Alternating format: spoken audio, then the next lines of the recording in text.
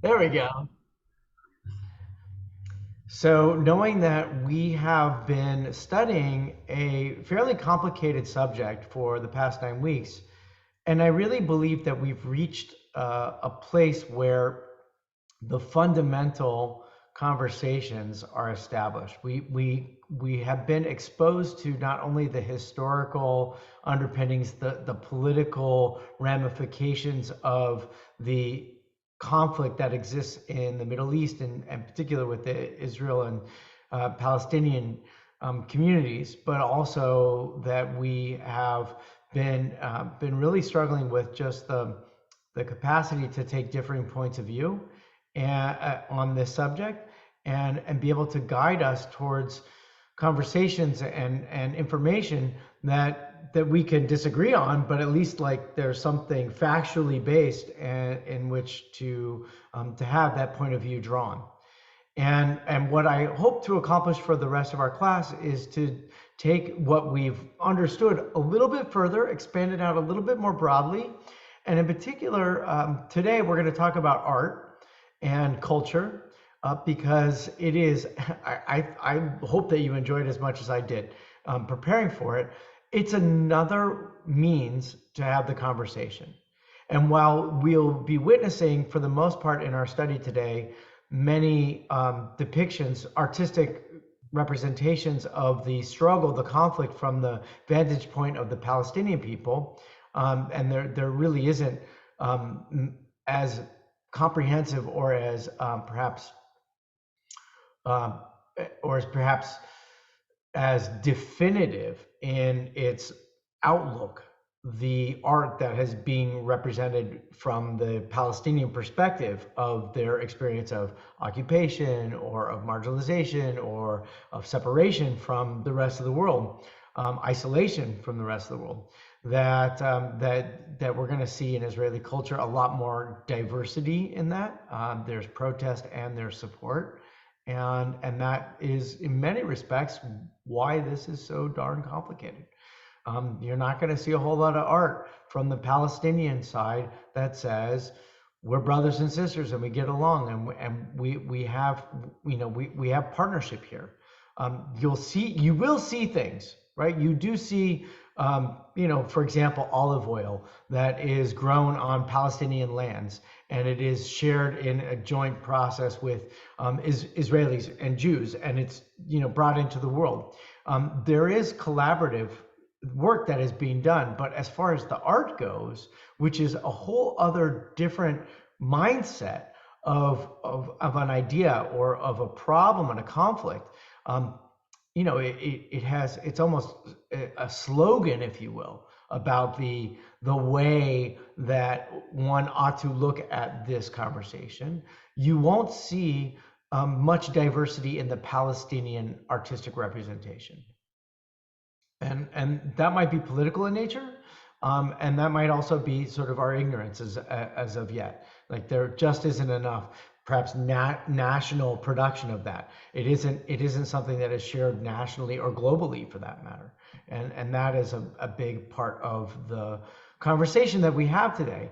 Is it's not just like what people say or what they experience, but it's also like how they represent it in art. So that's what we're going to study today. Okay. We'll do it with a little bit, some articles. I found some interesting academic articles and also some popular articles, and some of it you'll be familiar with and some of it will be new. Any comments before we jump into the learning today? Okay, good. And I hope you see where we're going. Right now, you should feel by the end of this class that like you are now knowledgeable enough to talk with people not only about how you feel, but also in a way that you can confront people with differing points of view, or even people who feel similarly to you do, which is sometimes harder. Like, how do you talk about something that you feel similarly with somebody else without turning it into like a ganging up, a sort of like dogpiling on the alternative point of view? You know what I'm saying? Right? It's really easy to talk with people that you agree with, and it's really easy to say that everybody else is wrong when you at least have somebody else who agrees with you. But I hope that you take away from this class that like the most important word, which is nuance.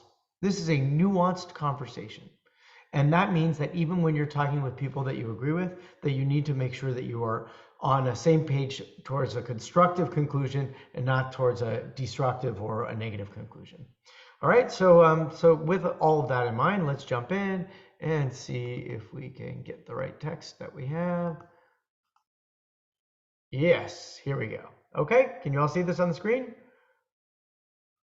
Fantastic. Linda, would you like to read a little bit? This is a scholarly article on, it's the name of the article, pardon me, as you're getting yourself ready, is called The Art of Resistance in the Palestinian Struggle Against Israel. Okay, go for it. The root of the Israeli-Palestinian conflict lie in the late 19th century, which witnessed the first attempts to create a Jewish state on the historical land of Palestine. The ideological underpinning of this political project was Zionism, whose adherents considered it essential to secure a national land for the Jews. So pause right now. We've studied for the last 8 weeks. Does anybody have any questions about the way that this has been written? I mean, the fact that I stopped would say something. Lori, what do you want to say? Like, there's something that we have to pay attention to as we're reading this. Well, that it was a political project of Zionism. Just the word that it's political. Yeah, well, it is a political project in the sense of like, the structure of power and authority, boundaries, those kinds of things. But it's not only a political project. So that's one. You're like, wait a minute, this isn't just political. It's ideological too, right? Like there's always been a longing for the return to Israel. And there was that part. And what about the other element, which you could equate with political, but like the Jews of the world were being murdered in other places in the world. It needed to create a safe haven for the sort of, sustainability of the people in the world. Anything else? They want to create a Jewish state on the historical land of Palestine. Right, like that's a big piece. Remember that we studied, wait a minute, historical land of Palestine. Didn't we study that before? I mean, that's not entirely accurate, is it? No. So then knowing that you're starting from the frame of reference, it already sounds like Israel is intruding, encroaching upon something that existed before, right? And we studied very well and very deeply that that's not entirely the case. Yes, there were people who were considered Palestinians, that was a term that was used in the late 19th century, but mostly in the 20th century, and it didn't even really take hold until after really the moments leading up to the war in 1967. Okay, so know that like what we're talking about isn't exactly a then and now kind of argument. All right, go ahead and read on a little bit more, Linda.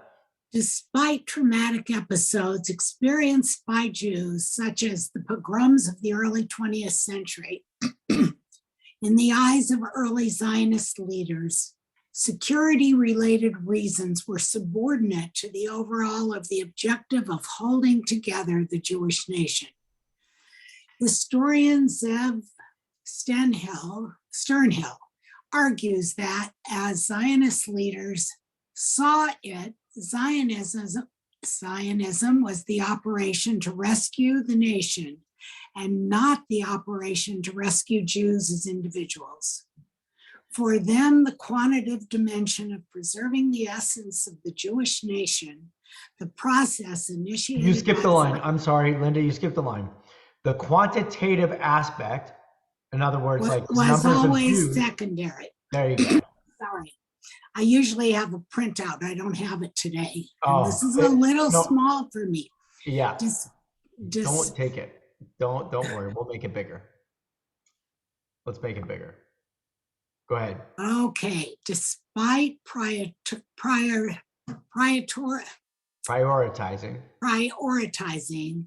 the qualitative dimension of preserving the essence of the Jewish nation, the process initiated by Zionist leaders to establish a Jewish homeland paved the way for the influx of Jews into historic Palestine, which received more than 500,000 immigrants between 1882 and 1948. With this inflow, social and demographic makeup of Palestine underwent significant changes, which also signals the prospect of the political division of the country along ethnic lines. Okay, so hold on, let's stop right there. So we're going to get into art in just a minute, but I wanted you to sort of, absorb a little bit of what's happening here. This is an academic article that was accepted into an academic journal. And what is it that you see? And this is an important piece of this. When was this article? This was 2017, right? Oh. If you look at the, right, I believe that's, yes, 2020, right? So this was just a couple of years ago. Okay? So this sort of like proximity of the article, what is it that what is it that you're taking away from the kind of framing that's happening? And it's important that we talk about framing, because it's also complicated on other sides, right? I mean, we could say, like, despite the ongoing violence and brutal attacks that are happening against innocent Israeli citizens, the Israeli military continues to feel compelled to enter into disputed territory and to separate out protesters and acts of violence in order to protect its citizens, right? And you might hear in that a sense of like, well, that sounds right. But then you might also hear in that, wait a minute, what causes the acts of violence? Do you understand the point here? Is that it's not just simple enough to say the Palestinians are bad and they're acting violently and the Israelis have to like stop them. And it's not the other way. The Palestinians are, they have been marginalized and kicked out, and the whole world has been against them. And the Israelis are perpetuating this sort of oppressive regime, and they have nothing left to them but to lift themselves up in armed resistance. Okay? And by the way, as Americans, we should understand that story, because that's the story that we felt when we were really upset about the price of tea that was being set by the Kingdom of England. And we sort of, built a revolution on that. And we succeeded, by the way, which is it's another piece of this. Okay? Everybody with me? Any comments? Okay, let's go a little bit further. Okay. Jay, you're reading? So yeah, go ahead. In the course. Okay, in the course of realizing the Zionist project of creating a nation state, one of the first attempts by the new authorities was to build a Jewish art scene, which was geared towards the goal of strengthening national spirit. The broad objective was to represent the territorial space in a way that would reinforce the Zionist political imagination. This imagination manifested itself in places like Jerusalem, where, for example, architectural decorations were undertaken in accordance with political as well as visual aesthetic requirements. The use of stone cladding, for instance, was oriented towards the goal of preserving and projecting Jerusalem's holiness. And this was tied into the political objective of laying greater claim on the city. As Weissman notes, when the city itself is perceived to be holy, and when its boundaries are flexibly redrawn to suit ever-changing political aims, holiness inevitably becomes a planning issue. Okay, wow. So that's an interesting kind of, Alice, you're shaking your head. What is it that you see there? I don't understand what he's saying. All right, so basically he's saying, look, first of all, Weitzman is, if I understand this is, because he doesn't quote this and I might have grabbed this from something else. This could be Chaim Weizmann, the first president of Israel. And what he's saying is that basically what Jerusalem, one of the sort of objects of contention is Jerusalem, and particularly the sort of religious dimensions of it. Now, way, way, way before there was ever a state of Israel, the city of Jerusalem was divided into quarters, right? You had your Muslim quarter, you have your Jewish quarter, you have your Christian quarter, right? You have those those areas. You have and then the Armenian quarter, right, which came a little bit later. But still, like, they've long been divided by different representations of religious groups that have identified that as an important destination, a holy destination. Now, what Weizmann says is when the city itself is perceived to be holy, and when its boundaries are flexibly redrawn to suit ever-changing political aims, in other words, right, like you have a city of which many people with different political goals, with different ideological goals, are contending over the same space. And when that happens, holiness, this is, I think it's a brilliant comment. Holiness, the sanctity of the place, inevitably becomes a planning issue. Right? And let's sort of give an example of what it is that we're talking about here. Has anybody ever been to the Church of the Holy Sepulchre? Nothing could be more profound in trying to identify this than that. If you've ever gone to the Church of the Holy Sepulchre, there are believe three different groups. It's been a very long time since I've been there, but there are at least three distinct groups. You've got the Greek Orthodox and the Catholics, and you've got different groups saying all laying claim to where Jesus was buried and then, quote, resurrected. And you have a problem because you go in there and you're like, well, which one is which? Right? How come they all can't agree? They can't agree.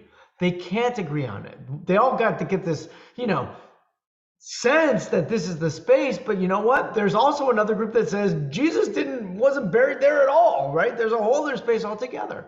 So the fact that like there's differing points of view creates contention. Now they haven't, decided to throw rocks and Molotov cocktails at each other over which one is which, but believe me, it's not all, fellowship and buddy over there either, right? I mean, it's like, anybody ever see the show Life of Brian?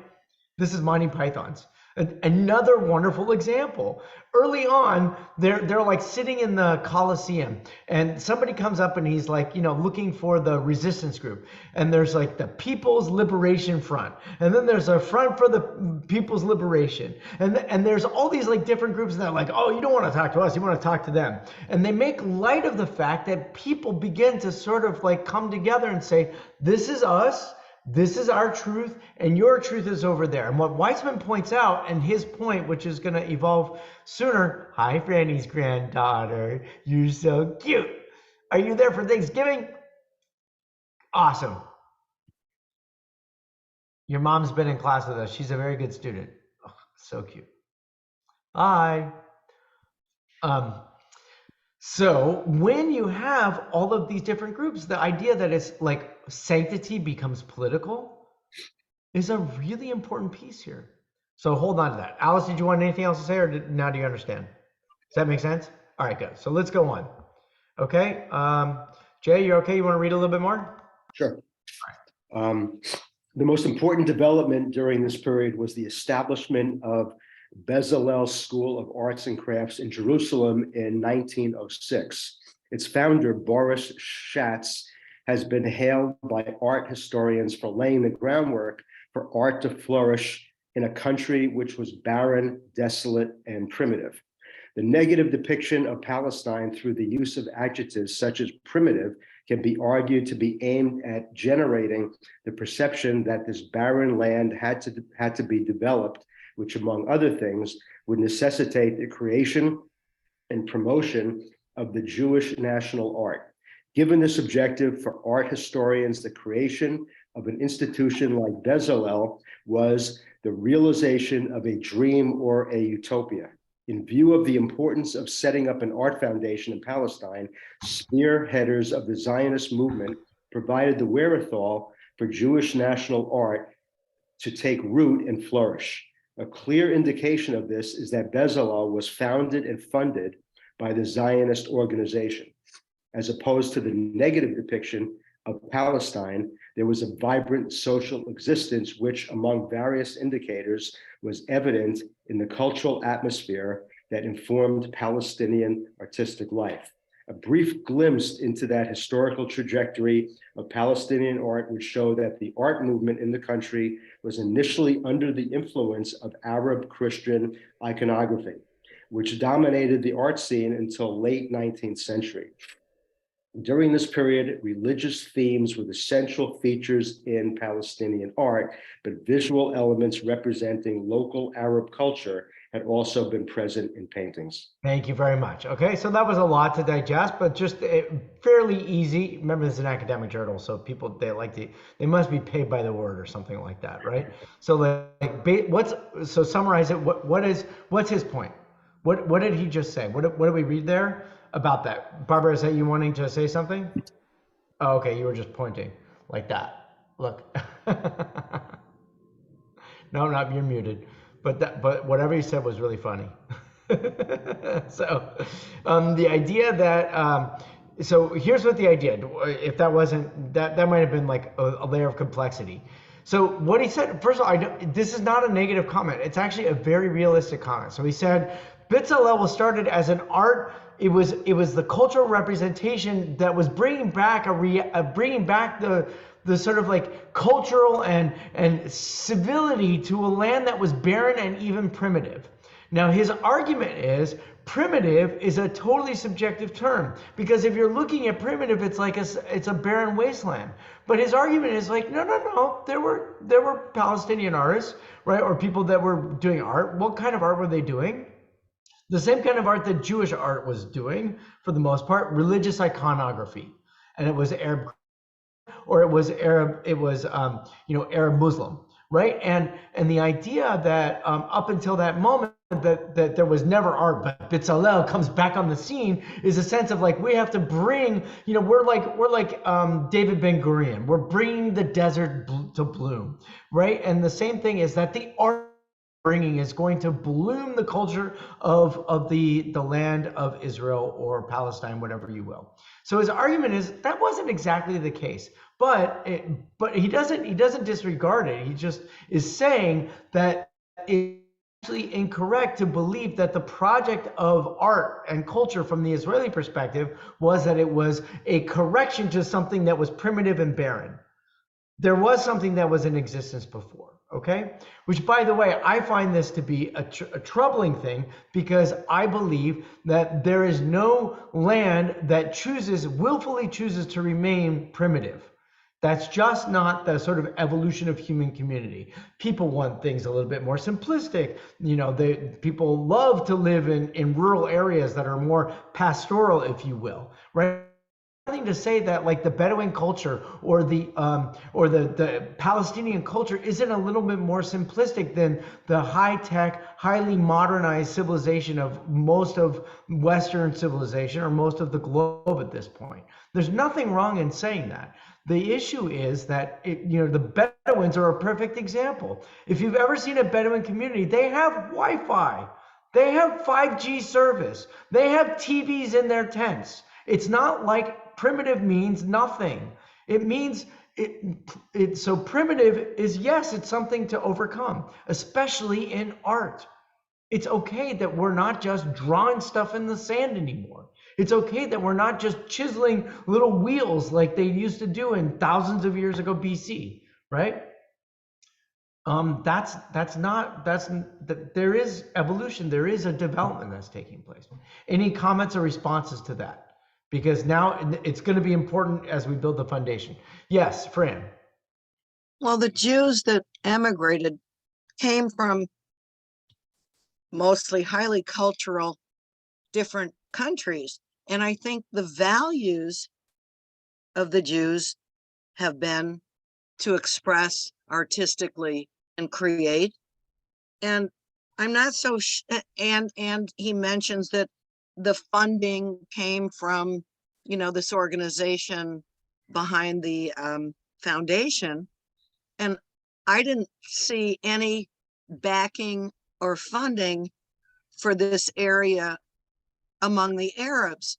I think that the priorities in life are different, and the Jews have always held cultural and artistic aspirations at a high priority, and brought much of that with them to Israel.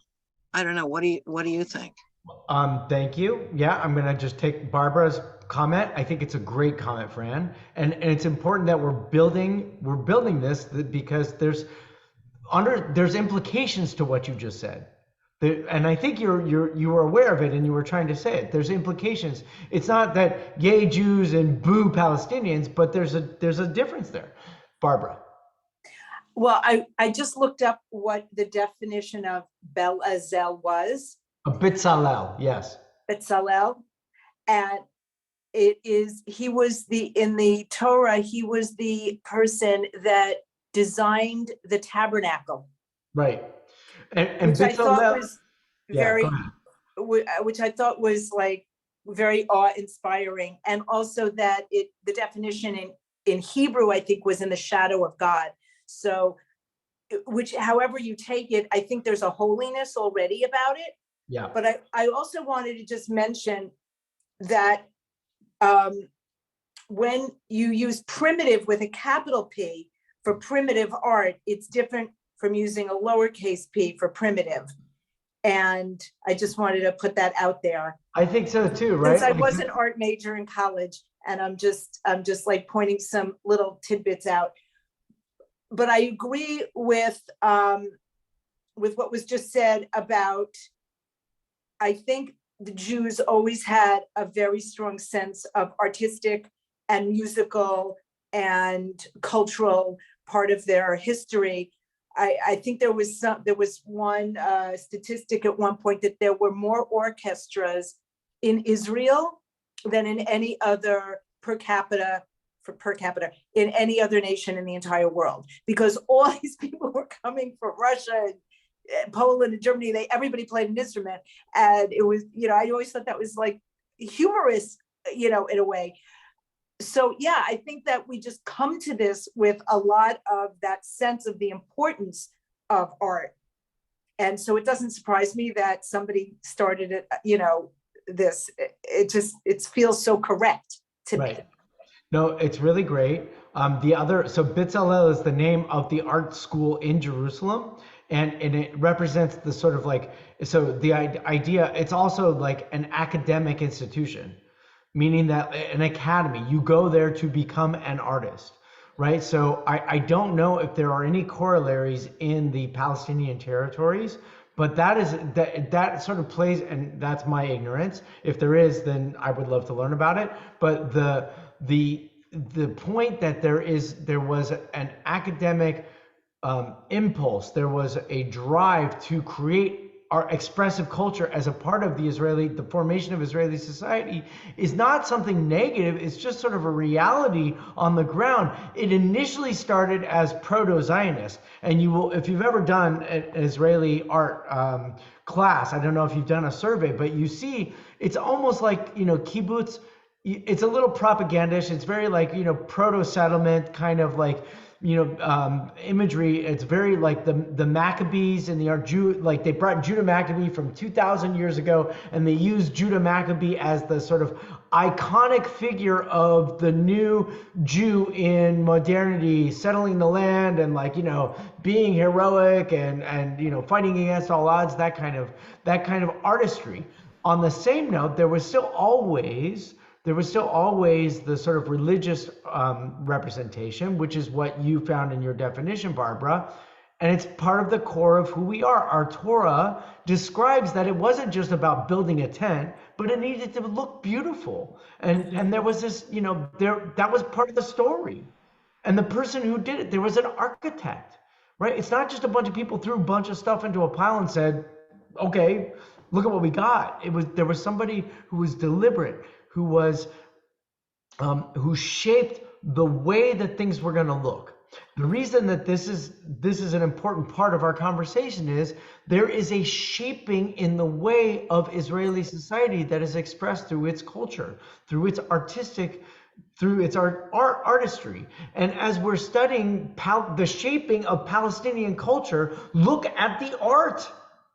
And ask yourself the question, which I think we should all be asking. If that's the art you're looking at day in and day out, day after day, how can you not be upset? How can you not be frustrated by the world that you see around you? Because your art is proving again and again and again that your circumstances are weaker, less than, isolated, marginalized, all of the things that you would say, maybe with capital letters, because it's important to understand it's beyond an adjective, and it's a state of being, a state of mind. So let's move on a little bit. Alice, do you want to read? You up for it? Sure. Street art. Okay. Street art as an instrument of resistance. As the above account shows, Palestinian art holds a mirror to the political history of Palestine in general.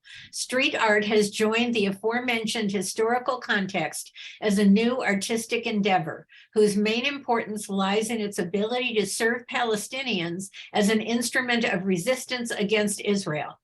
As emphasized above, due to the discomfort felt toward Palestinian artworks, Israeli authorities resorted to restrictive measures such as censorship and prohibition of exhibitions. Street art was subjected to a similar treatment, since it proved to be an effective communication apparatus, especially during the first Intifada. I never could pronounce that. You're doing great. Intifada Okay. is how you say it, yeah. Enabling Palestinians to disseminate their messages under heavy security measures. During this period, graffiti became a way to organize protests, strikes, and rallies, to affirm allegiances, to warn against collaboration, and finally, to demarcate political boundaries.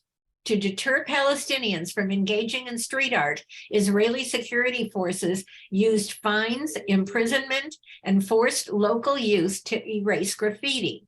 In the following period, Israeli police engaged in activities such as teaming up with local Palestinian collaborators to remove the graffiti works it had considered troubling, mostly due to their evocation of the Nakba. Okay, so hold on just a moment. It's a lot. I want to get to just the last paragraph. In occupied Palestine. In Right. occupied Palestine, Israel has sought to achieve its cognitive imperialist objectives through a visual language that was used to blur the facts of occupation and sustain territorial claims of expansion.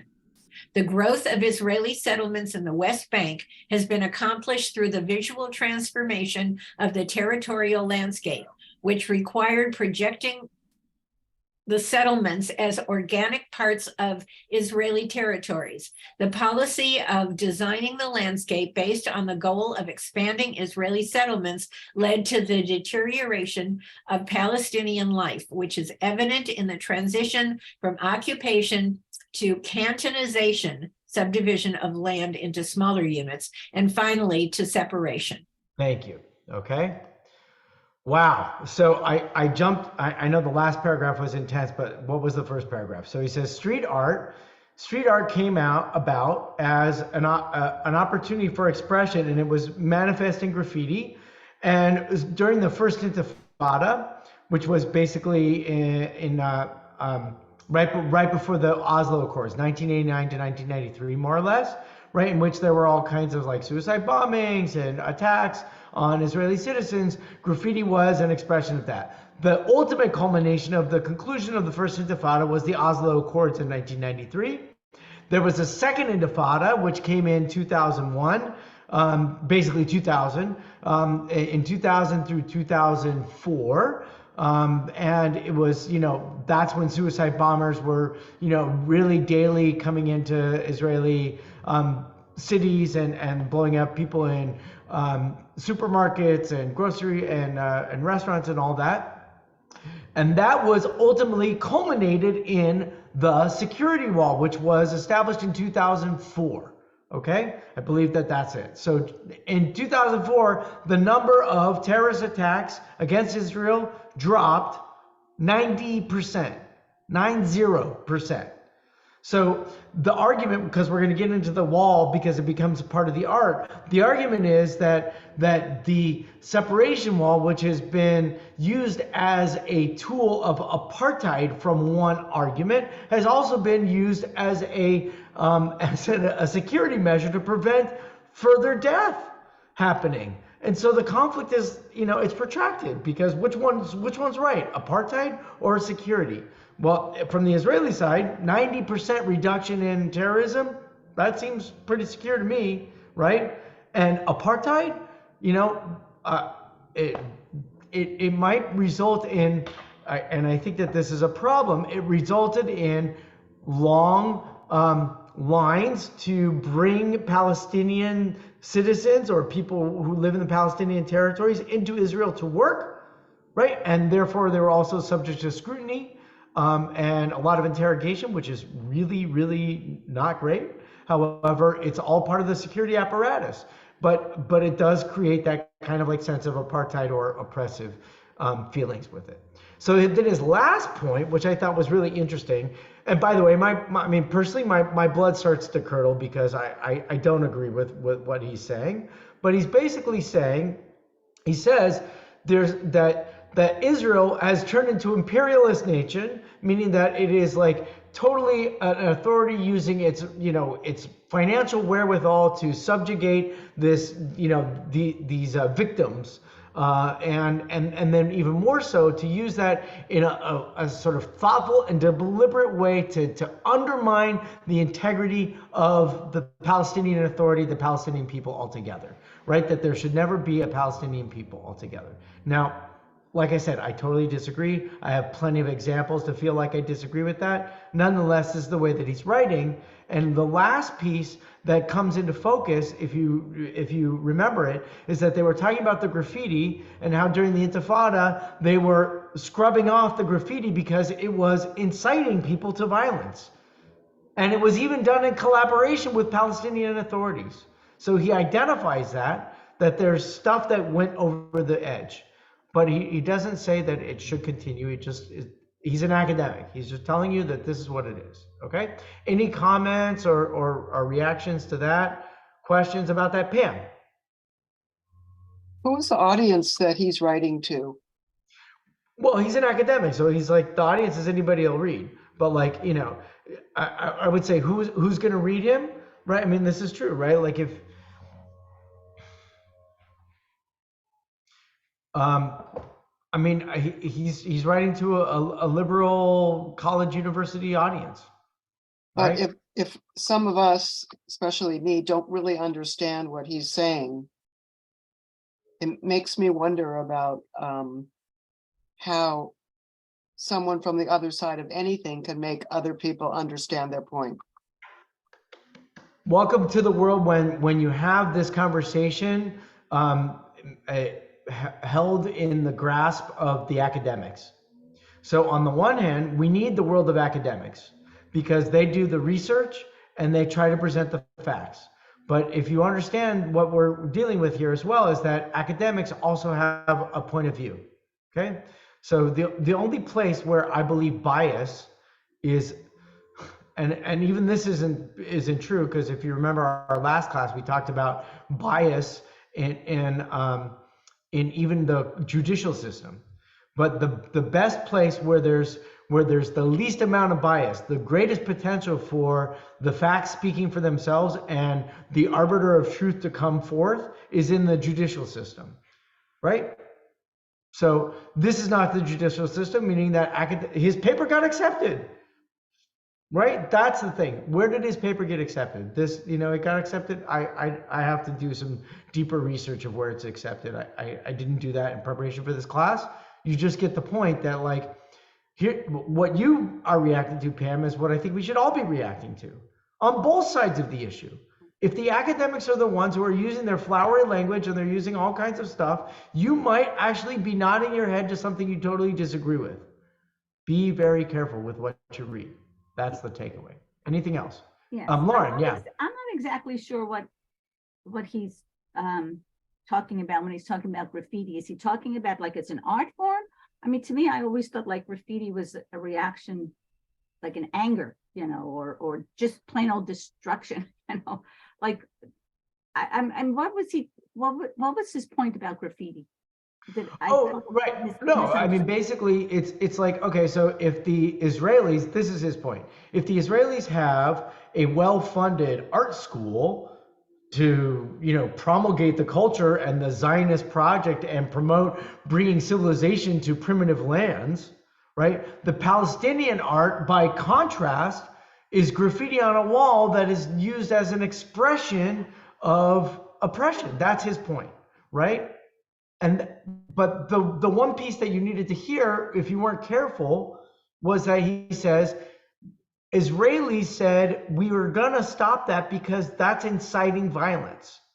Okay, that graffiti's bad.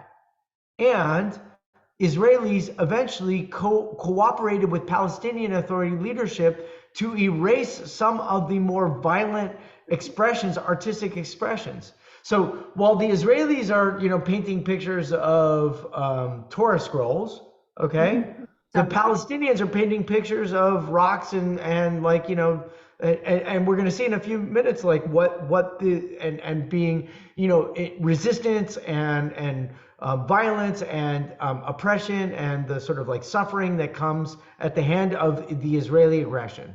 So That's the distinction. Does the rest of the world, I mean, one of the most graffiti laden cities was Athens. I mean, every wall in Athens was covered with graffiti. I mean, I didn't look at it as artwork. It just took away from the beauty of the city of Athens. It was the only thing they didn't put graffiti on was like, the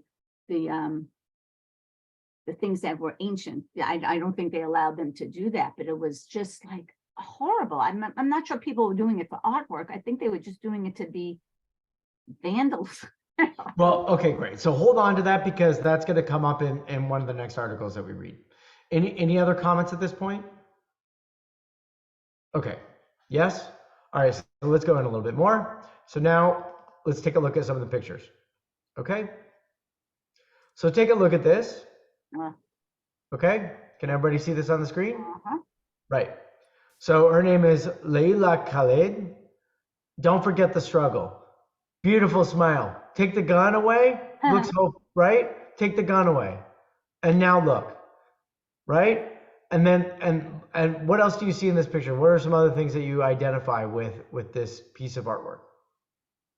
Graffiti. Wait, one at a time. Linda? Graffiti. There's also graffiti, just simple like, painting over the painting. Yes? What else? The wall. The wall. This is on the security wall. Okay? Anything else? A pile of whatever that is on the right-hand side.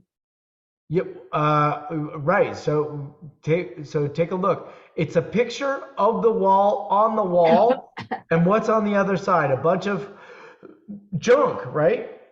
Christmas Lori, tree. yeah, Lori, what did you want to say? Thank you for raising your hand too. Unmute.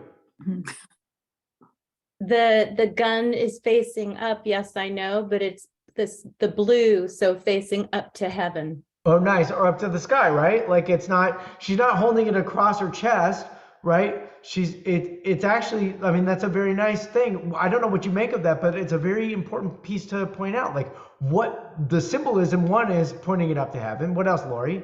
Also the way her hands are placed, it's not holding the gun tightly, it's holding it like just some type of, it's not a mudra, obviously, but it's a calming of the holding of the hands. It's a wonderful thing. Look at her expression. She's not angry. She's not under duress. She's happy. She's happy. She's joyful. Like, in other words, her happiness is secure when she's holding, not aiming, holding a very lethal weapon. Anything else that you notice, Lauren? Her ring looks like a bullet. It's not a ring. It's a full-on bullet. It's almost as if it's a tattoo. Let me see if I can get this even closer.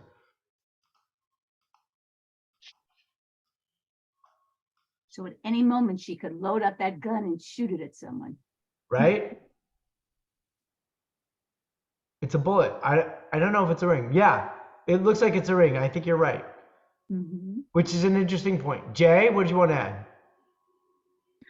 There's a wall around a Christmas tree, as if to say, it's not only against, the Jews aren't just against us, everyone. It's against, they're against the Christians as well. Yeah, nice, right? So this is probably in Bethlehem, right? Which has a very significant, connection, religious connection to Christianity. And so the tree, but the tree is like, I'm looking at it a little bit more closely now, and it looks like it's an ornamented tree with gifts underneath. You guys see the gifts? Yeah. Oh, yeah. right? So in other words, Christmas, which is supposed to be this wonderful celebration of goodwill towards all, is surrounded by a border fence and is isolated from the rest of the world. Interesting, yeah? Not sure it's the same part of the art piece. Anything else? There's something big that we're kind of overlooking. Huge. The words "don't forget the struggle." Really, Exactly. Thank you, Candy. Don't forget the struggle. What does that mean? What do you make of that? as far as I'm concerned, it's the struggle that's most important. They're happy in the struggle, and happy in to perpetuate that. Yeah. All of it. Right, exactly, right? So don't forget the struggle. Look at her joy. Her eyes are looking towards that message. And I this is obviously a memorial of a resistance fighter, right? I'm gonna imagine that she was killed. I don't know her story, but I do know that that there is a sense of like she is looking towards the message. The message is don't forget the struggle, and therefore, as you said so beautifully, Candy, is right on that her joy, her sense of fulfillment is in the eternal struggle. Okay, Jay, no, yes. Well, the struggle is to wipe off the Jews, from the river to the sea. That's the struggle. So don't forget it. That's what we're working for. I'm not sure exactly what it is, right? But like you could interpret that and just feel like, I mean, on the other side, it could be like, it could be just a little bit more simplistic. Like, don't forget the struggle that we have to be vigilant in our quest for independence and autonomy, which I would say even, I'm just going to argue separately just for the point, right? Which is that like, this could also be a quest for the people who want to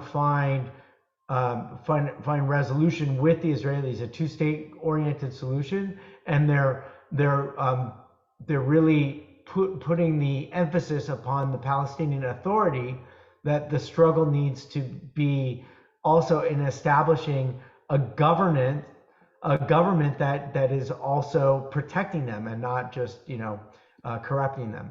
Okay, Jeannie, Barbara, and then Jay again. Jay, do you want to go? Yeah, if that were the case, if she was really protesting against Hamas, would that be standing that graffiti or that artwork? No, it's no. I'm just so you leaning know, more. I'm leaning more to my interpretation of it. right. But just so you know, Jay, this is not in Gaza. This is probably in Bethlehem. Okay, which is very close to Jerusalem. And the reason that it's Bethlehem, right? We saw our Christmas tree, and also the security barrier doesn't go down to Gaza, right? It's a different kind of system. Okay. Okay. So Barbara, Jeannie. Well, two things. I looked her up, and she is the first female hijacker of a plane. Oh, Thank you. And she made history by becoming the first woman to hijack an airplane. I'm just saying that's her. And the photographs that they show of her all have her holding the rifle with a Palestinian flag attached to the top of it. That's her, so the artist that drew this is her, they don't have her, she's not smiling like this. She looks more somber in all of the artwork that's depicted of her. This is sort of like this warped, twisted look, in my opinion. There's also, I just want to point out, next to her shoulder that you see, she's looking down at, there's an image of a male face. I can't tell who it is. Do you see it? It's like under where it says Vin. Yeah, I don't know. Yes. I don't know, but I do know, pay close attention when I zoom in, there's a ton of Hebrew there. So somebody must be right. It's not Arabic, it's Hebrew there. Okay, I was just wondering if that was like somebody you recognize, so you could help us figure that part out. But that's it. That's all I had to say. Interesting points. Jeannie? When I look at this picture, down close to the bottom, I see like a hovel, like a shanty town, like, poor physical structures and even some people at the bottom. And then in the distance, if you look at it, to me, it looks like high-rise buildings. So to me, it's kind of like the poor people, she's looking down at her poor people, and the distance is maybe supposed to be Tel Aviv or a big city to me. Interesting. You know what? I would add to it, right? So I'm going to focus in a little bit more. If you look, can you guys see? You can't see my my mouse, can you? Yeah, we can. Oh, good. So do you see this right here? Yeah. Right? That's a crane. Right? So this is a view of, it's a view of the Israeli settlements, possibly. Right? I mean, the other thing is that this just could be, it could be paint rolling. So I don't know. I don't know for sure. But those are interesting things. Okay? Hold on to this. Let's go on to one more. Okay?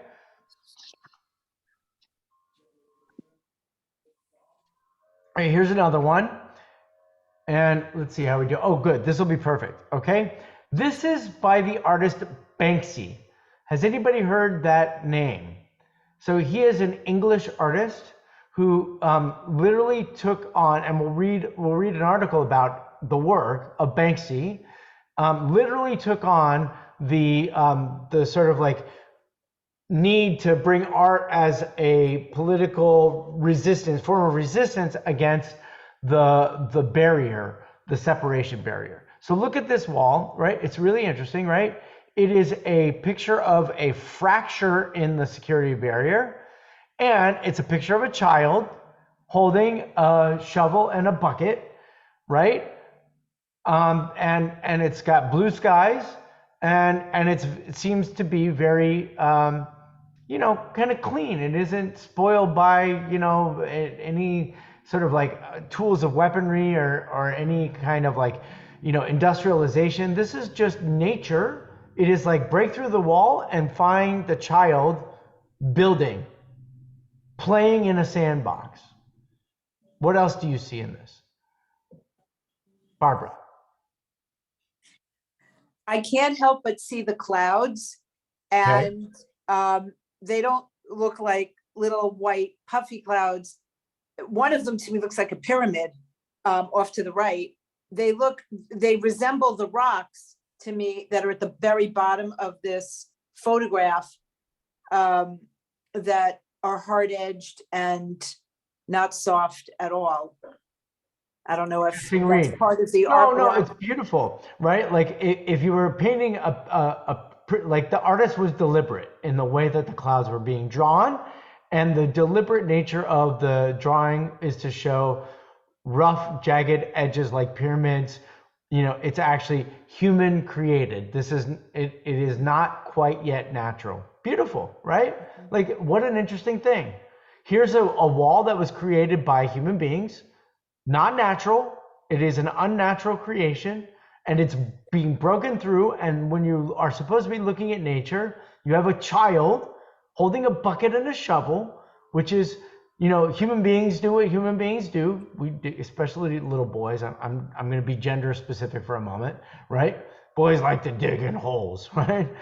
And then you have the clouds off in the distance, and they're not idyllic and peaceful and wistful and like glorious, but they're jagged, right? I wonder. I don't know if that depth. We should talk to Banksy and say what he really thinks. But anything else on the picture? We're gonna have more Banksy as we continue to read, but I want you to just sort of see this, okay? Oh, Okay. the whole area looks unsafe for a little child to be playing in. Sure does, right? Before you showed us those rocks that, Right. he's climbing Right. up a jagged rock. Right. There's nothing appealing about, like, why would you take a child to that area to play in anyway? And Yes. and what's he digging? What's he digging from? Is he digging a rock? I mean, it doesn't appear to be anything appealing that you would take you're not taking him to a park to play. That's a really wonderful insight, right? Like this is, if you tried to dig in this earth with that shovel, you wouldn't get very far. Go play. I kept thinking maybe there's hidden, bombs or, things. I don't know. Well, that now you're going. You did great. All right, so now look at this one. This is also a Banksy piece of art. What do you see, right? You see an Israeli soldier with his gun by his side. It's got a scope. It's, you know, it looks very, very dangerous. And you have this like cute little child, girl, patting down the Israeli. Okay, it's on the wall. The reason that you love this picture is look at what else you see. You see the woman in a I don't know if this is a hijab, but it's definitely like full body covering. And you have this little kid, right? And if you look very carefully, he's got like a little bulldozer on his, you know, on the front of his sweatshirt, which isn't part of the art, but it's really cute, right? But this is like, it's a wonderful picture of saying this is the art that people see when they're walking by, you know, and a kid is playing, right? The kid is seeing this. So what does the kid see? The kid sees that he has the ability, if you will, to pat down and interrogate Israeli soldiers. Interesting. What else do you see?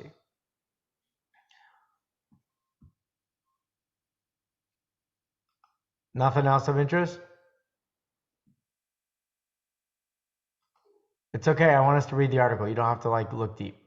Okay. All right. So speaking of nodding, Fran, will you read a little bit? This is the Middle East Eye. Okay. So it's an art journal.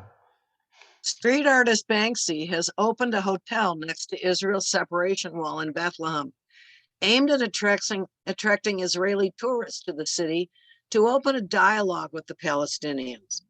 Named the Walled Off Hotel, the 9-bedroom building is staffed by local people who were unaware Banksy was behind the project. It contains dozens of Banksy's artworks, a themed bar, and interactive exhibits. It will also host exhibitions by Palestinian artists. Okay, so stop right there before you go ahead. All right, so Banksy, this is a real thing.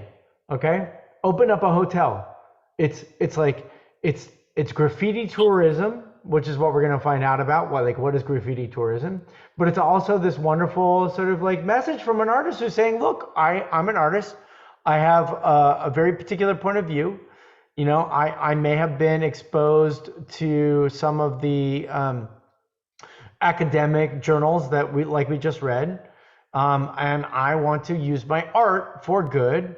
And the way that I'm going to do that is by opening up a hotel. Barbara just wrote something in the chat. Let's see what she says.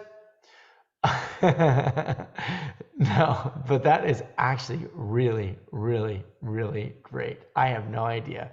Do you guys get that? Kol hakavod, right? The walled off hotel is like the Waldorf hotel. I don't know. I think so.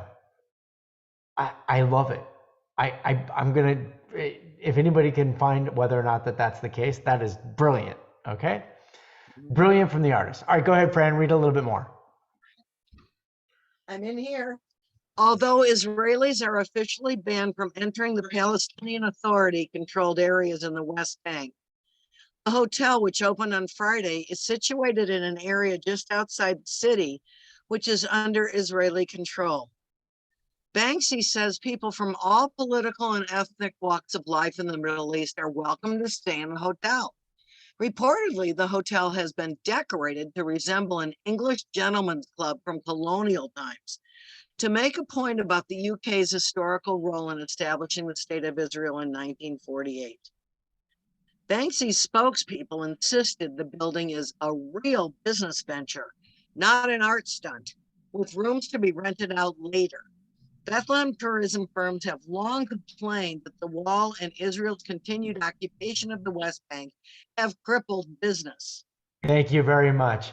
Barbara, do you want to read a little bit? Sure. Banksy in Palestine. The artist has a long history in the Palestinian territories. In February of 2015, he allegedly sneaked into the Gaza Strip through a smuggling tunnel and painted 3 works on the walls of Gaza homes destroyed in Israeli airstrikes during the devastating conflict of the previous year. In 2007, he painted a number of artworks in Bethlehem, including a young girl frisking an Israeli soldier pinned up against a wall. Which we saw. In 2005, he sprayed 9 stenciled images on the vast barrier erected by Israel to separate itself from most of the occupied West Bank. The wall is one of the most striking symbols of Israel's 50-year occupation and has become a major focus for demonstrations and artwork. Israel refers to it as the security barrier and insists it is crucial for keeping out would-be attackers. Banksy said in 2005 that he considered the wall illegal and that his work sought to highlight the impact of the barrier on the lives of Palestinians. His stencils were sprayed hastily at different locations along the 8-meter wall for fear of discovery by Israeli soldiers. They included a ladder reaching over the wall, a young girl being carried over it by balloons, and a window on the gray concrete showing beautiful mountains in the background. He admitted the wall made the ultimate activity holiday destination for graffiti writers. Okay, great. So there you have it, right? So Banksy is a world-renowned artist, and his art is beautiful, right? And basically says, I'm going to use my art to, he doesn't say like to defend the plight of the Palestinians, right? He actually just simply says the wall is illegal. But he said, what's his desire? His desire is to bring Israeli tourists and Americans, and anybody else who wants to go to a tour to Bethlehem, stay in a, which by the way is, it's a real deal, and to be able to and the impact from the other side of the wall. And so let's look at the art for that. My internet just said it was unstable. Did I glitch out for you? Okay, good. All right, Jay. Oh, okay. He certainly has an agenda. Does he ever create graffiti of missiles, rockets going from Gaza to schools in Israel? Yeah, right. Is he right? Does he decide he's just one more person in the world who's against Israel, and he happens to be an artist, and he's cool and he's hip, but it's just one more anti-Israel, anti-Semitic, in my opinion, person. Yeah, well, so Jay, be careful with your language. I don't think there's anything anti-Semitic in what he's saying at all. I think actually he's just an artist who is like trying to identify from one vantage point, right? From one, not both vantage points, the fact that there's, there's some resistance. The thing is that, that may be like upsetting is that there isn't, as you've identified, some equivalent artistry on the other side.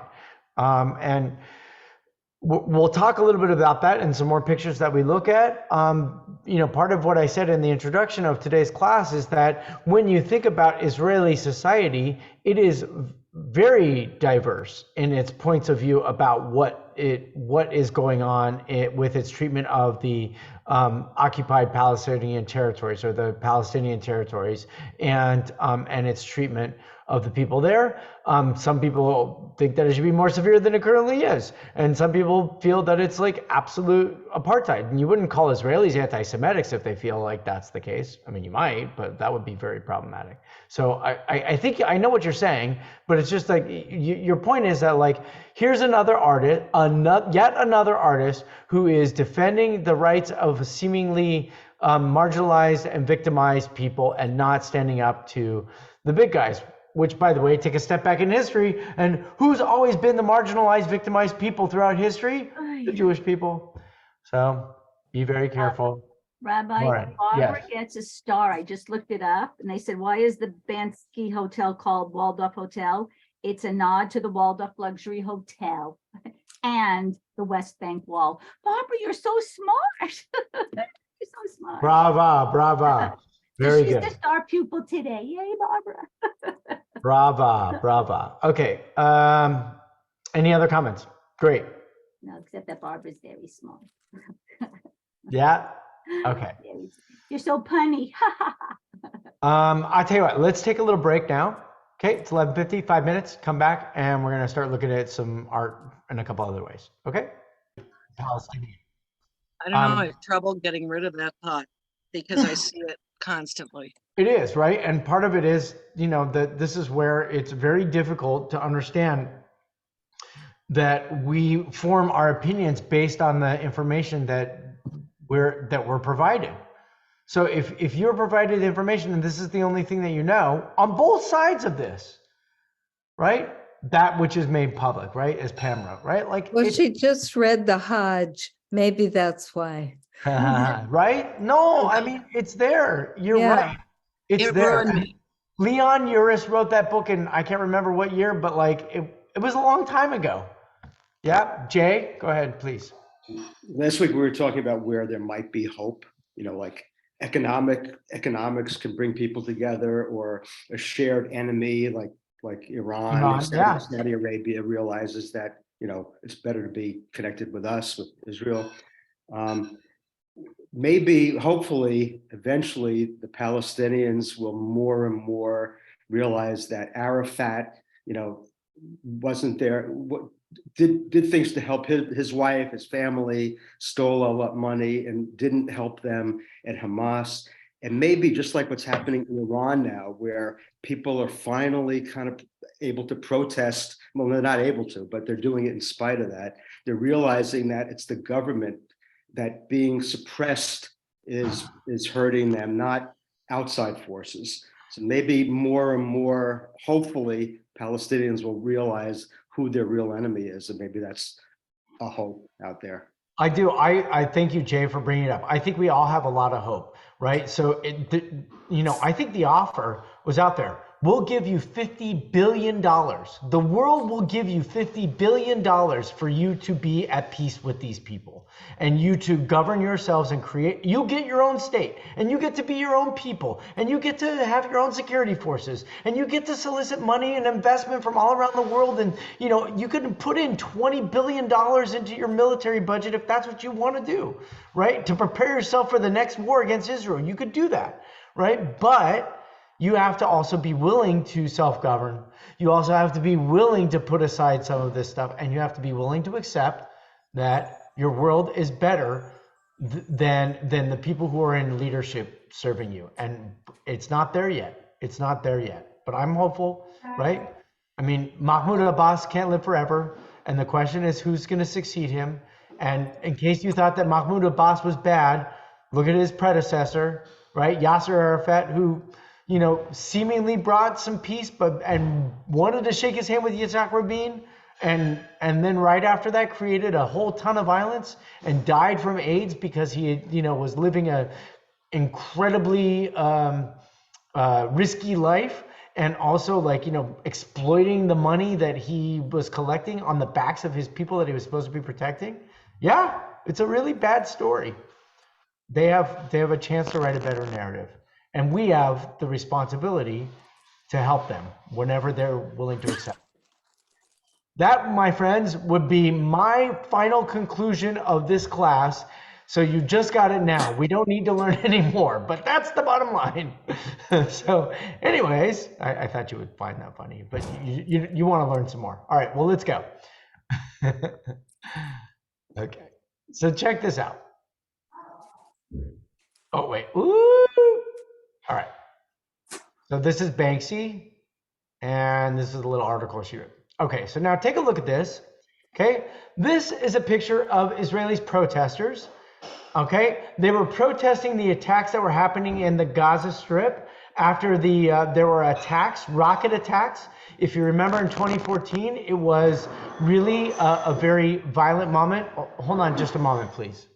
Hold on just a moment.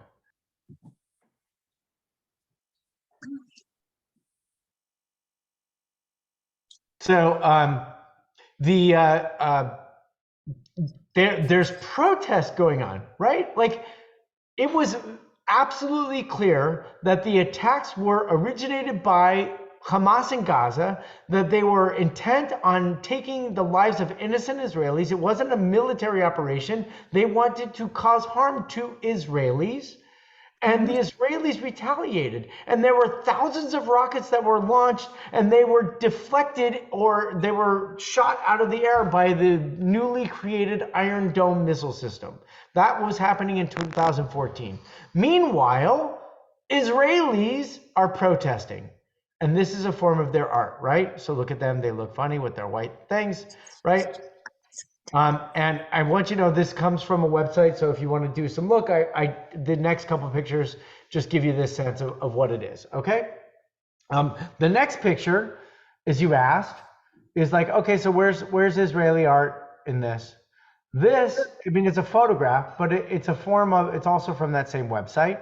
So this is an Israeli woman holding her child, standing next to a door. Okay, this is a door. Presumably it's her home. And this is, look at, there's, all kinds of like, I don't think that those are bullets in the wall behind her. I think those are just, those must be like damage from the explosion that was there. Okay, but this, look at the look on her face, right? And remember, Israelis also do have art. And this is, while this is photographic art, and in a sense it is capturing the emotional experience of the moment, at the same time, it's used as an artistic representation of what's going on. So look at this picture, right? If you were to, I don't have a whole lot of Israeli art, and that was slightly deliberate, but like, it was also, it's much harder to find, believe it or not.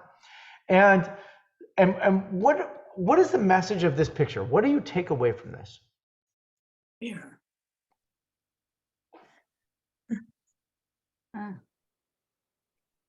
Anybody? What do you see here? What would be what if this is a piece of art, right? Fran? Families are suffering. They're afraid. Okay, this is good. the damage to the homes. Yes. Pam? What stands out to me is this yellow dress. It's like, it looks like it's going to be an ordinary sunshiny day. And here she is standing outside of presumably her home with the glass broken. It looks to me like, I don't know what that, well, you can't see my arrow. There's something in the glass on the upper part of the window. Where, no, here? No, below, right here on the side. Closer to the frame. This thing? Yeah, that's a shattered piece of the glass, presumably from a projectile, whether it's I think that this was an explosion. So this is the damage from the explosion. It almost looks to me like a bullet in movement. Right. So that's interesting. Or, look down here below, right? Yeah. You see my also below, same kind of thing. So, right. So just take it a little bit further. Those were really good points, right? Here's a person who's living what is like dressed in yellow and what is otherwise should be a sunshiny, happy day. And she's holding her kid, which represents hope and life. And she's standing next to a shattered glass door, presumably from her home. What's the message? We're not safe. We're not safe. Lauren, what's the message? But I'm also saying she's not running. She doesn't, I mean, she's got like this kind of blank look on her face, and she stopped to someone's taking a picture of her. So Well, right. like, she doesn't have like terror on her face. She just kind of has like almost disbelief. She's not like running with him. She stopped to take a picture. So it's kind of like, so she's not safe, but it doesn't look like she's going to leave. I don't Right. think. Well, this is after, right? This So, but is that's their an important, life. right? She's not in terror. This is not a capture of a person who is in crisis, although there might be crisis happening internally, right? Because there's some I see something. Lori, what else do you see? I saw the yellow dress. That's what hit me first. But where my eyes moved to and is staying with are the men behind her cleaning up. And the tagline for me would be, if it's called a tagline, you guys, you're not going to stop me. We're going to clean up and move on. Right. Yeah, right. So right, which is a really nice thing. Baby's not And- crying. And I think just to add more to it, look, she's standing next to a shattered glass in her door. If it's presuming her home, you can only imagine her saying, that could have happened to me, right? So here she is, a whole body, and next to this thing, which is supposed to protect her, which is supposed to be, when it's whole, it's safe and protective, but it's shattered. So the juxtaposition in the door, to me, artistically represents the potential trauma of that could have happened to me, which, by the way, it does happen. You know, I mean, when we hear the story, I see you, Fran. When we hear the story about how many innocents are killed, right? We, you know, and Israel does a good job of protecting its civilians, but not everybody. People die. Fran, what do you want to say? And then Jay. Well, she didn't take a picture with a big smile on her face. This is their life, and their life is never safe. And this is how they have to live, and they've taken it as part of their everyday thing. Yes. It's very unsettling. Yes. Jay. I would name this Shattered Piece. And Oh, wow. we were PA. talking about Fiddler on the Roof before, and I think this is a metaphor how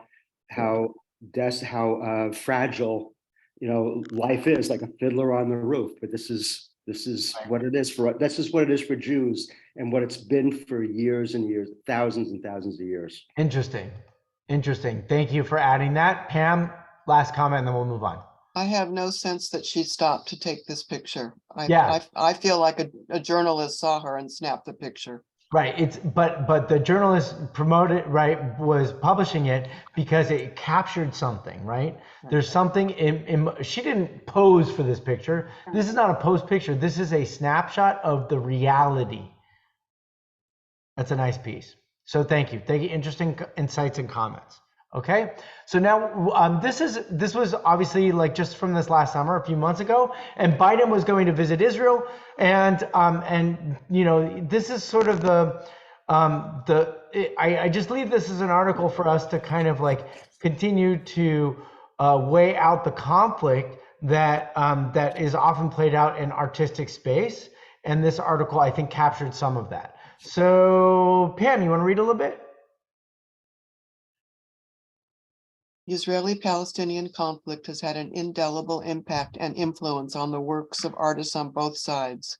Erupting in the middle of the last century and periodically flaring with deadly effects, it's the world's longest-running dispute and has left no lives in the fractious region untouched. It is, as an Israeli artist said for this article, a cancer that has spread throughout all of Israel and beyond. But from the accounts of several leading Israeli artists the protracted and intractable dispute has become so deadlocked that it no longer resonates on any level and has left people feeling despondent. No one, neither political nor religious leaders, seems capable of stepping up and agreeing and implementing what people the world over believe is the only answer, a two-state solution giving birth to an independent state of Palestine. Few expect US President Joe Biden's first visit to Israel as America leader last week to have any meaningful impact on restarting long-stalled talks between both sides. But in a sign of possible thaw, Israeli Prime Minister Yair Lapid spoke by phone with Palestinian Authority President Mahmoud Abbas on July 8th, the first such contact in 5 years. Thank you. Lori, go ahead.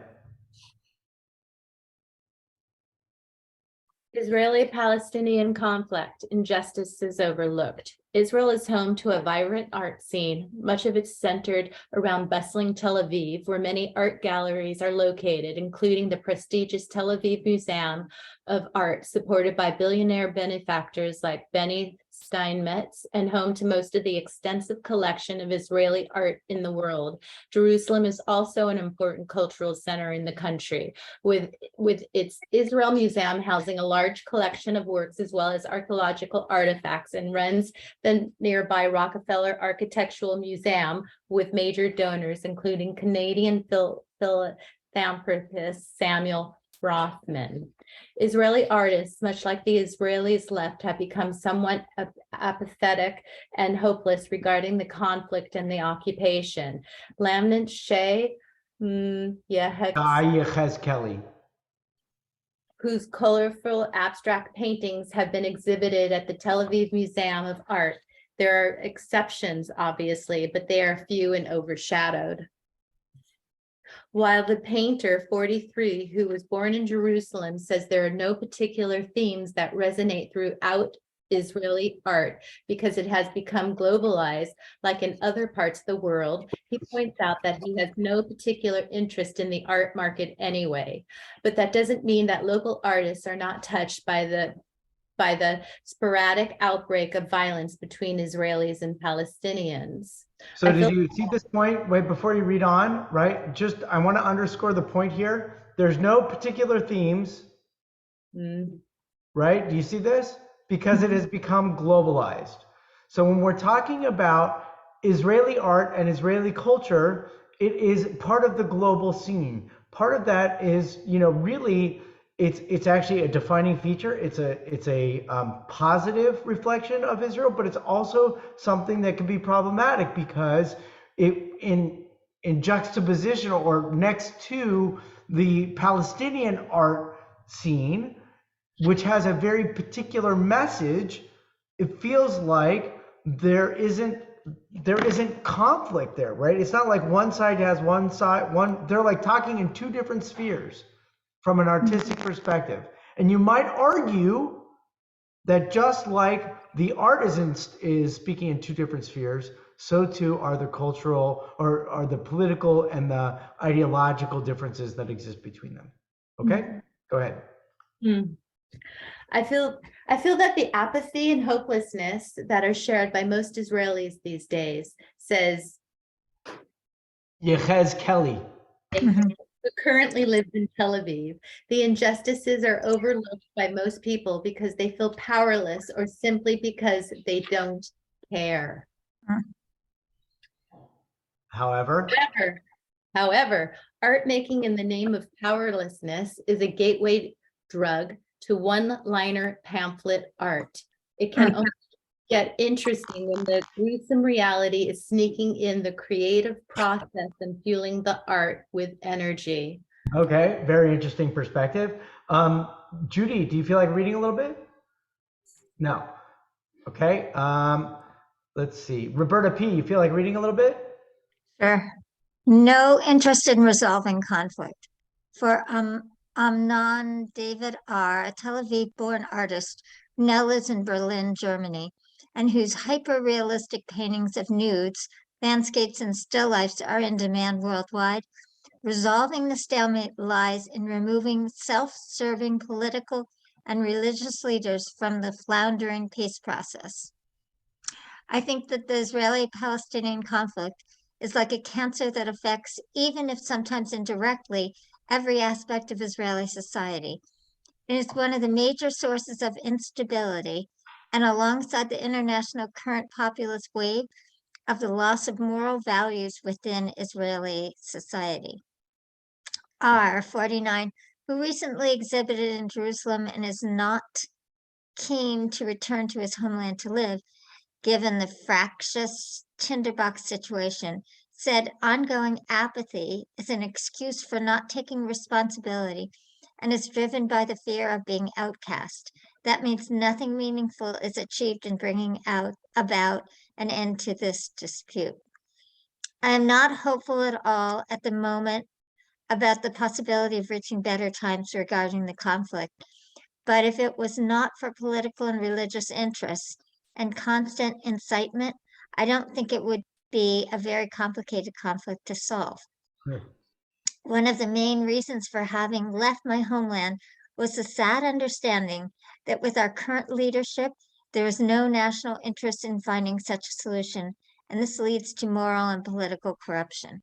Okay, thank you. So we could talk for like 2 hours about that last statement because it feels very resonant, especially since Israel just completed its elections.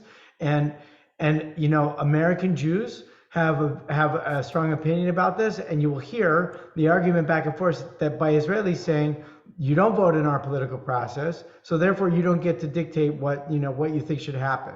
Right. And on the other side, you're like, but you are electing. So this election elected a fairly conservative, right-wing hawkish government, right? Which is not yet formed, but you guys understand that, right? It's not yet formed.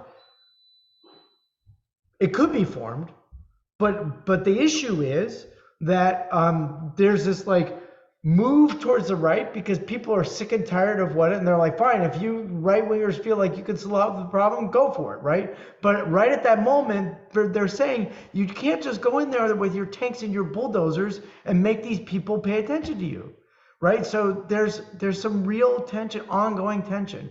The other way you can't go is like, let's just, say everybody does what they want and let's make peace, because as soon as you tear down the wall, the amount of aggression and violence that is going to come against Israelis because of what Jay and others have articulated so far, which is this sort of undying, unflinching commitment to destroy Jews.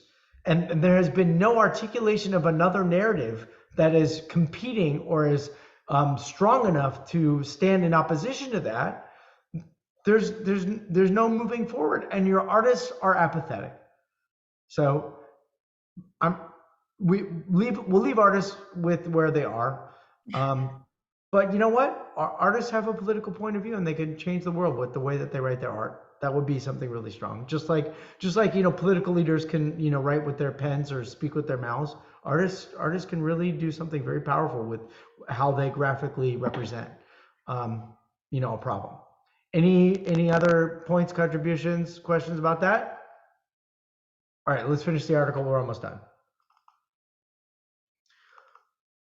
Who hasn't read yet today? Would like to read. Jeannie, you want to read it? Bring us to the end. Sure. Okay. Living with humiliation, expressing it in art. Prominent Palestinian artist Slimane Mansour, whose paintings are infused with the Palestinian struggle and a sense of identity, agrees with his Israeli counterparts that there currently is little reason for hope, but he believes that one day it might change for the better. I feel the situation at this stage is hopeless, like with the Israeli artists. But in the long run, I'm optimistic. There are many changes in the world that are slow, but sometimes might have an effect on the outcome. Nobody can live the way we are living forever, both occupier and occupied. So I believe change must come in the end. The 75-year-old painter said there was no denying the impact the conflict has had on his and others' works. It has had a very important influence and impact on my art and many Palestinian artists. Also on many poets and literature people, cinema, songs, and many others. The first Nakba, Palestinian catastrophe, and displacement of half of the Palestinian people, then the occupation in 1967 until now, with all the humiliation it brings with it, with it are things that affect all our lives, and nobody can just ignore these things, especially people who deal with artistic expression, he said. Well, that was one nice run-on sentence. Yeah, you could tell it was poorly written. Yeah. I cannot say that we like this influence, and many of us wish that we could develop our own art in a normal way, but we cannot ignore the influence of the political situation. Right. Okay, great. So first of all, what a great article. I'm really glad that I found it, because you get Israeli artists and you get Palestinian artists, right? And you get Israeli artists who are like, look, and the last message is very powerful. You cannot help be influenced by what this thing is, which is the longest running protracted conflict that is, existing, I don't know, in the entirety of history, but like certainly currently in modernity, right? There's plenty of stories of hundreds of years of conflict that have existed between the people, right? The Crusades were pretty, they were pretty significant. It wasn't just 50, 75 years. It was a long time, right? So there's been lots of conflict over the time, but the amplification of the conflict here has resulted in a certain kind of art form that has also left the artists apathetic because they're sick and tired of writing about conflict. That's what I took away from that.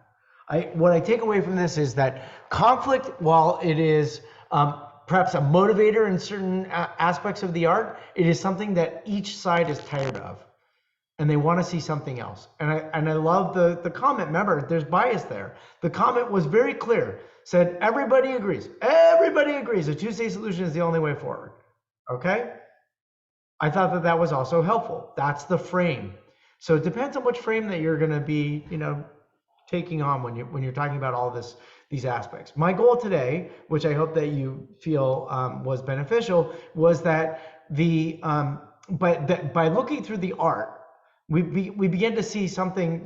There's a tactile ability to understand the conflict a little bit differently, but it also expands our minds about the imagination of what this is and the humanity that is at stake. Right, we could talk about political movements and historical events, but when you start to narrow in on the humanity of this, right? At least as it's depicted in art, which I would say once it's artistically represented, it becomes what do you call it? Fossilized, right? The imagination is dynamic, but it's like a snapshot of a photo. It is one particular point in time with one particular outlook on the way that the world is and ought to be. That's how art works. But then what we're going to be doing is going into the now, where real people are working on this on the ground, and that's going to be our next week's session. So Lori, take care, and everybody else, we're on our way to saying have a good week. And this brings us to the conclusion. So Happy Thanksgiving to everyone.